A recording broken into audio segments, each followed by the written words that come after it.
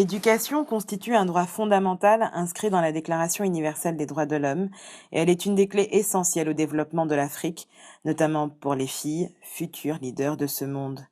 Pourtant, des millions d'enfants, dont une majorité de filles, sont encore déscolarisés en Afrique. Le constat de ces inégalités entre les genres en matière d'éducation a motivé plusieurs organisations à changer la donne. C'est justement le combat de la Fondation Georges Malaïka qui veut donner une éducation de qualité et un avenir radieux à des petites filles de Kalebuka en RDC, à l'est de la République démocratique du Congo. À la tête de cette fondation, Noela Coursaris Musunka, mannequin, activiste, mère de famille, s'inspire de son fabuleux destin pour faire de ses filles de futurs leaders. Est-ce que vous êtes prête à faire le point? Plus que le point. Très bien. Alors vous êtes mannequin. Vous avez également monté une fondation qui s'appelle la Fondation Georges Malaïka, qui se trouve donc en République démocratique du Congo. Vous allez nous en parler un petit peu plus. Pourquoi est-ce que, en tant que mannequin, vous avez décidé en 2007 de monter cette fondation? C'est par rapport à mon histoire, c'est le décès de mon père quand j'avais 5 ans, c'est ma mère qui n'avait aucun moyen de me garder, donc j'ai grandi chez une tante en Belgique, chez une autre tante en Suisse. Je vais revoir ma mère à l'âge de 18 ans, donc pendant 13 ans je ne l'ai pas vue, donc ça reste un choc de la voir, mais un grand plaisir, moment clé de ma vie. Et je me suis toujours promise non seulement d'aider ma mère, mais de faire quelque chose un jour, to give back, de faire quelque chose pour mon pays, pour l'Afrique. Et ça a toujours été mon désir, et surtout d'accentuer le point sur l'éducation de la jeune fille et de la femme et des communautés. Donc d'où voilà l'idée Georges Malaïka. Georges, c'est au nom de mon père. Mais là, nous avons fait un peu de rebranding dans notre fondation et on va s'appeler Malaïka. Malaïka en swahili, ça veut dire ange, mais c'est toujours par rapport à mon histoire. Donc toute l'équipe internationale, on est tous volontaires. On paye que les gens locaux, que le staff local. 20 personnes internationales, 30 personnes locaux. C'est un travail d'équipe, mais c'est plus qu'un travail d'équipe, c'est une passion qu'on a pour ce qu'on fait chaque jour. D'avoir une fondation, c'est pas tous les jours facile. Oui, j'imagine. Oui, et le premier projet, donc, c'est d'avoir créé l'école. On construit l'école et on la gère. Donc, ce qui est génial, c'est qu'on gère l'école de A à Z. Donc, on a commencé, les enfants rentrent à l'âge de 5 ans à l'école. Et la première année, c'est la 4e année cette année. Donc la première année, on a eu 104 élèves, la deuxième année 152, la troisième année 180, et cette année on a 200 élèves, 202 élèves. C'est que grandir. C'est pas un nombre. Chaque élève a une histoire particulière, chaque élève a une attention particulière. L'année passée, nous avons eu deux filles qui ont perdu leur père et leur mère. Cette année, une autre fille, Esther, a eu un grave accident sur la route, une moto l'a tamponnée, 5 mois d'hôpital. Donc vous êtes attaché à chaque histoire de chaque fille. Ce que nous voulons créer avec cette école, c'est une école de qualité, une école où on offre 2 repas par jour. Et c'est une école où on accentue l'éducation avec la technologie, on leur enseigne l'anglais, l'art, le théâtre, la musique. C'est vraiment les développer et en même temps on développe le village. Donc on a l'école. On a un centre communautaire qu'on a fait avec FIFA à 600 mètres de l'école. C'est l'héritage de la World Cup 2010. FIFA a décidé... La Fédération internationale de football. Exactement. Donc FIFA a décidé de créer 20 centres communautaires en Afrique. Et on était le 19e à être choisi et le seul au Congo. Donc c'est un centre communautaire où on enseigne les parents, la communauté, les jeunes, l'alphabétisation, le sport comme outil social, où on fait beaucoup de sensibilisation par rapport aux maladies à travers le sport, malaria, HIV, des grossesses, de la sensibilisation des parents, l'hygiène, où c'est important l'éducation. Mais le projet vraiment qu'on accentue, c'est vraiment l'école. On veut voir nos filles à 18 ans allant à l'université, développer des métiers qu'elles veulent, être journalistes, artistes ou docteurs ou mannequins, des futurs, the next leaders. Oui, et je pense qu'elles peuvent être un agent de change dans leur propre pays. Mais mon rêve particulier, c'est que nous-mêmes, nous reprenons contrôle de notre pays, de notre territoire, de ce qui est l'Afrique, et que nous travaillons tous ensemble. Éduquer une femme, c'est éduquer une nation. On a visité beaucoup de villages avant de construire l'école. Et Kalebuka, c'était un village où ils voulaient l'école. Alors justement, j'allais vous demander pourquoi Kalebuka, justement? Kalebuka, parce qu'on s'est assis avec tout le village et on leur a demandé qu'est-ce qu'ils pensaient d'une école pour filles, parce que c'est pas évident d'aller mettre un projet pour filles dans un village. Et c'était le village qui voulait vraiment, vraiment, vraiment ce projet. Ils nous ont écrit, ils nous ont téléphoné. Donc c'était important d'implémenter. Ils ont compris l'opportunité et de développer. Et ce projet. Et c'est au-delà d'une école. Parce qu'on a l'école, mais on enseigne la communauté, on développe le village avec des puits d'eau qu'on a fait. On a plus de 5 puits d'eau qu'on a fait dans le village avec Vos Fondation et Windmouth. Et quand on voit la relation des parents et des enfants, de ce qu'ils partagent, de l'évolution, on donne du travail aux villageois, on leur apprend à faire les briques pour l'école. Donc les enfants rentrent à l'âge de 5 ans, elles rentrent en 3e maternelle et chaque année on grandit avec elles jusqu'à l'âge de 18 ans. Voilà, le projet s'arrête à l'âge de 18 ans. Mais après on va trouver des bourses pour si elles veulent continuer leurs études universitaires supérieures. Et beaucoup de nos donneurs, on leur a demandé que quand elles auront 18 ans, si elles peuvent faire des internships, des stages dans leur compagnie. Donc on a beaucoup de corporate donors comme Vodacom, DHL, Nestlé, SAP. On a aussi beaucoup de Family Foundation, Segal Family Foundation. On a beaucoup de donneurs individuels et des donneurs qui sont aussi locaux. On a des villageois qui nous amènent un sac de ciment, un sac de riz, un sac de farine. Et c'est ça qui est super. Et la diaspora contribue beaucoup. Presque plus de 25% de nos donations sont des Africains ou des Africains de la diaspora, ce qui est une grande fierté pour moi. Absolument. Vous faites votre petit bonhomme de chemin, j'ai envie de dire, votre carrière de mannequin qui se passe bien. Vous avez ce déclic en 2007 et vous montez cette fondation. Comment, après, est-ce que vous réussissez donc à en parler autour de vous? Comment est-ce que vous avez réussi à mobiliser tous ces gens que vous citiez autour de ce projet-là? Parce que des fondations, il y en a beaucoup. L'éducation des filles, ça importe à beaucoup de gens, ça préoccupe beaucoup de gens. Et comment est-ce qu'ils ont fait pour vous faire confiance? Comment est-ce que vous avez réussi à les convaincre? On est transparent, c'est important de montrer la transparence. Nos comptes sont sur notre site internet. On a beaucoup de chance parce qu'on a beaucoup de plateformes internationales où j'ai parlé de la fondation, de l'importance de notre travail. Et aussi pas qu'on voit toujours une Afrique noire et un Congo noir. C'est aussi de montrer que je suis née au Congo, je suis congolaise, je suis à la tête d'une fondation. Je crois au positif de notre pays, par l'éducation. Il y a beaucoup de choses qu'on ne parle pas de l'Afrique, mais il y a énormément de talents. Et les talents sont d'abord avec l'être humain, la femme, l'enfant. Et c'est ça qu'on veut montrer, qu'à travers ma mode, on a pu ouvrir d'autres portes. Je travaille de très proche avec la Fondation Clinton depuis 3-4 ans, où j'ai parlé beaucoup à leur forum, où ils ont exposé notre travail. J'ai parlé au forum de TED Talk pour les 150 ans de la Société Générale. La Fondation a une place très importante pour moi parce que je vais 2 fois par an. L'école, les enfants, je suis tous les jours ce qui se passe. Je suis au milieu et je gère. Je ne vais pas seulement créer la Fondation, je suis chaque seconde ce qui se passe à l'école. Je suis impliquée au point de vue de l'école, des décisions locales à faire, du marketing, des finances, du budget, de la sélection des enfants, de ce qu'ils mangent à midi, de l'achat des cahiers, de l'achat de leurs chaussettes. Et ce qui est très important, c'est la formation continue de notre staff local. Chaque été et pendant toute l'année, ils reçoivent des formations informatique, des formations par d'autres professeurs de l'étranger qui viennent. L'année passée, on a eu une femme exceptionnelle de Harvard qui est venue, un professeur exceptionnel de Belgique qui est venu. Donc c'est très important la formation locale, comment les entraîner. Et pour nous, c'était important de positionner les gens locaux, de gérer cette école. Et c'est ça qui est super. Quels obstacles est-ce que vous avez rencontrés depuis et que vous rencontrez encore peut-être même, c'est lesquels les plus difficiles? Il faut avoir beaucoup de patience de travailler avec l'Afrique, mais on a été très chanceux parce que je pense que les gens ont vu qu'on est venu pour une bonne cause et que moi je n'ai absolument aucun business au Congo ou en Afrique. je suis dédiée à l'école, à cette cause, et c'est parce que j'y crois, je suis une chanceuse, j'ai pu étudier à l'étranger et pour moi, c'est un devoir de redonner. Et puis l'équipe qui est autour de moi est aussi passionnée est aussi passionné et croit en ses enfants, en ce village. Et c'est ça qui est incroyable. Et je pense que les obstacles, on en a tous les jours, mais on se dit c'est pour une bonne cause. Les papiers administratifs autour d'une fondation, c'est du non-stop.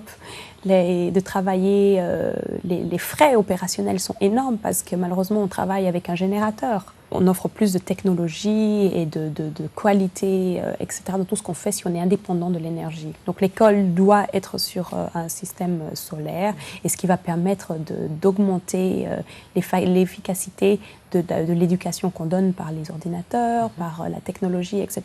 Parce que maintenant, quand on travaille avec un générateur, bon, c'est 1 heure, 1 heure et demie le matin, 1 heure, 1 heure et demie à midi, et à 15 ans, encore 1 heure, 1 heure et demie. Mais ça coûte cher, c'est pas éco-friendly. C'est pas bon pour l'environnement. Les routes étaient pas trop bonnes. Le mois passé, ils ont commencé à faire la route pour aller au village. Donc, ça va être déjà un grand soulagement parce qu'on payait on dépensait beaucoup d'argent dans les réparations des Jeeps. Des voitures, donc c'était non-stop, la roue, le frein, le scie, etc. Donc là déjà il va y avoir une baisse dans ses frais. L'électricité, il n'y avait pas d'eau, donc il a fallu faire des puits. Quand on a fait le puits pour l'école, on s'est rendu compte que le village venait là, donc on s'est dit bon, on a besoin de construire d'autres puits. Donc d'où là on a mis 5 puits d'eau dans le village et qui ont un impact de plus de 10 000 personnes par an, ce qui réduit les maladies, ce qui est bien pour la sécurité aussi, pas besoin de marcher des kilomètres pour aller puiser de l'eau. Donc c'est ça, c'était les plus grands impacts, l'électricité, le manque d'eau, une mauvaise route. Mais vous savez, un projet se construit chaque jour. Et je pense que pourquoi on a commencé avec 104 élèves la première année, 150, 180 et 202 élèves maintenant, c'était pour voir chaque année, on fait notre bilan. Qu'est-ce qui a été, qu'est-ce qui n'a pas été, comment on peut évoluer avec les erreurs qu'on a faites cette année pour que l'année d'après soit encore mieux. Et on travaille beaucoup avec beaucoup de talent. On demande à tous nos frères et nos sœurs, s'il vous plaît, aidez. C'est extraordinaire parce qu'effectivement, on voit qu'avec cette volonté-là, on arrive quand même à déplacer non seulement des gens, mais finalement aussi des montagnes. Alors ma question, c'est cette avance que prennent les filles, est-ce que ça n'a pas créé des petites jalousies, des petits soucis au niveau des petits garçons du village, de la jante masculine, j'ai envie de dire. On aime la jante masculine, on a besoin il faut de tout pour construire un monde. Non, parce qu'en fait, on a le centre communautaire, et le centre communautaire qui accueille tout le monde, qui ont des programmes spécifiques, et on a tous les âges. Donc, on a des blocs de cours pour les enfants de 5 ans à 7 ans, qui viennent apprendre à lire, à écrire, que ce sont des garçons ou des filles. Ils ont aussi le foot, on fait des activités chaque mois, on fait des petits tournois. Et on a aussi la communauté, elles viennent apprendre à lire, à écrire, coupe-couture, etc. Donc vraiment le curriculum du centre communautaire est très riche. Alors vous parliez de votre maman et du déclic que ça a entraîné, votre rencontre, vos retrouvailles avec votre maman. Aujourd'hui, est-ce qu'elle a vu ce travail-là et qu'est-ce qu'elle en pense ? Ma mère est une femme très simple, une femme très humble, une femme qui a beaucoup de cœur. Et oui, ma mère est très très fière. Ma mère, elle va plusieurs fois dans l'année à l'école et pour elle, ce sont ses enfants. Je pense qu'elle a une grande fierté. Et elle est émue de voir sa fille qui n'a pas grandi au Congo, mais qui a l'amour pour son pays. Quels sont les autres projets que vous avez pour cette année ou pour les années à venir, à court, moyen terme ? Cette année, c'est de construire. Là, on a 202 élèves. L'année prochaine, ce sera 230 élèves. On va faire le IT Room à l'école pour septembre 2015. D'informatique. D'informatique, d'accord. Donc, les filles vont vraiment avoir des cours d'informatique. Là, on enseigne tout le staff pour l'instant, pour qu'ils se préparent. Et aussi, on a reçu des tablettes. Cette année, c'est la construction sûrement d'une librairie. Et aussi, mon rêve le plus grand, c'est pour Kalibuka, c'est d'implémenter une petite clinique. J'aimerais trouver des partenaires qui peuvent venir faire une clinique. On a eu une fille qui s'appelle Esther, qui a 7 ans. Et depuis plus de 6 jours, elle ne venait pas à l'école. Donc on a dit, bon, on va aller voir qu'est-ce qui se passe chez elle. Et on l'a retrouvée dans un état, mon Dieu, elle allait presque mourir, la petite. Une moto l'a tamponnée. Le pot d'échappement est resté collé sur sa jambe. Les parents n'ont pas d'argent pour payer l'hôpital. les médecines naturelles et tous ces docteurs ont dit on va amputer la jambe. Et donc la petite, on est arrivé dans sa maison, on l'a amenée directement d'urgence à l'hôpital et on a vraiment fait en sorte qu'on ne va pas amputer sa jambe. Et elle est restée 5 mois à l'hôpital. Et elle est non seulement vivante, elle est touchée de sa vie. Et cette petite histoire de cette fille, je l'aimerais la voir quand elle aura 18 ans ou 24 ans, qu'est-ce qu'elle va devenir, la pierre qu'elle va apporter dans sa vie pour les autres. Et sa jambe va très bien. Elle n'a pas été amputée, elle a recommencé l'école il y a 2 semaines. Donc l'école, on vérifie énormément ce qui se passe avec les absences. Pourquoi une fille ne vient pas à l'école après une semaine, même si on doit aller jusqu'à chez elle, on va savoir pourquoi. Mais ce qui est important, c'est que notre staff local est dédié. Ce sont eux qui sont tous les jours sur place, qui enseignent ces enfants, qui voient une évolution, qui voient ce qui va, ce qui ne va pas. Donc c'est ça c'est toute cette relation qui porte encore plus de passion. Eh bien, Noëlla Coursaris, puisque nous faisons le point ensemble, on va passer à notre séquence en pointillé. Noëlla Coursaris, au moment où nous faisons ce point, quel est votre point d'interrogation? Mon point d'interrogation, c'est quel avenir pour l'Afrique ces prochaines années? Comment nous allons relever notre Afrique? Et surtout, le défi de l'éducation, de nos écoles, de nos universités. C'est de là que sort la génération qui va bâtir et continuer à bâtir cette Afrique. Donc pour moi, le point le plus important, c'est l'éducation. Et c'est aussi investir dans la jeune fille, dans les communautés, et aussi investir dans nos universités. Quel est votre point d'exclamation? C'est d'être ici à Vox, de voir l'évolution de toutes ces années et de voir où vous en êtes maintenant. Ça veut dire qu'en croyant en ce qu'on crée, il y a toujours un résultat. Qu'est-ce qui précède vos points de suspension? Point de suspension, je me réjouis de voir nos filles de l'école quand elles auront 20, 24, 25 ans, qu'est-ce qu'elles vont devenir, comment elles vont être. Ça, c'est mon grand point d'interrogation et j'espère qu'elles savent la chance qu'elles ont d'être dans une très bonne école et d'avoir des gens qui se soucient d'elles dans le monde entier. Mais mon grand point d'exclamation, c'est qu'est-ce que cette petite Esther va devenir à 22, 24 ans, ou ces filles qui ont commencé à l'âge de 5 ans. Elles auront 22, 24 ans, qu'est-ce qu'elles vont faire? Quel est votre meilleur souvenir d'Afrique? Mon souvenir, c'est quand j'ai été revoir ma mère, quand j'avais 18 ans, après 13 ans que je ne l'avais pas vue. Et à ce moment-là, il n'y avait pas d'Internet, ou je lui ai peut-être parlé au téléphone 3, 4 fois. Peut-être j'ai reçu 5, 6 lettres de sa part. Donc, un des moments clés de ma vie, c'est ma rencontre avec ma mère à 18 ans. Quel est votre pire souvenir d'Afrique? Je déteste qu'il y ait des coupures d'électricité et que je dois finir de me laver à l'eau froide. J'adore ma douche chaude. Et c'est les retards dans les aéroports où il n'y a rien du tout. Mais il y a plein de moments super, comme j'ai été là pour la première fois en Afrique avec mon mari, ou que on a amené notre fils. C'est chouette, c'est des beaux moments. Si je dis Afrique, qu'est-ce qui vous rend le plus fier? À l'Afrique, on a une telle richesse, nos couleurs, notre vie, notre danse, notre musique, nos talents, notre nourriture, un avenir prospère et plein de bonnes choses. Je suis super heureuse de porter une designer africaine, donc c'est un duo. La création que je porte, c'est Eki Orléans et José Endo. C'est leur collection Identity et je suis un des visages pour cette campagne de cette année. Et de voir l'évolution de la mode africaine, c'est super. C'est sur de la soie, les imprimés, c'est classe, c'est fashion, c'est trendy. I love it. Si je dis Afrique, qu'est-ce qui vous déçoit le plus? Je déteste ouvrir un magazine ou d'allumer les news et de voir l'Afrique portrayée en noir. La famine, la pauvreté, la guerre, la corruption, etc. Et je pense que c'est à nous sommes des agents de change chaque jour, de redorer notre Afrique et de remontrer que non, on a beaucoup de choses qui se passent en Afrique. Si je dis Afrique, donc quelle est votre définition? L'Afrique, la beauté africaine. Mais la beauté africaine de tout ce qu'on a, de nos parcs, de nos fleuves, de notre potentiel. Quelle est votre Afrique, Noëlla? C'est l'Afrique qui sera écrite par nous, Africains, notre histoire, notre futur, notre présent, nos changements.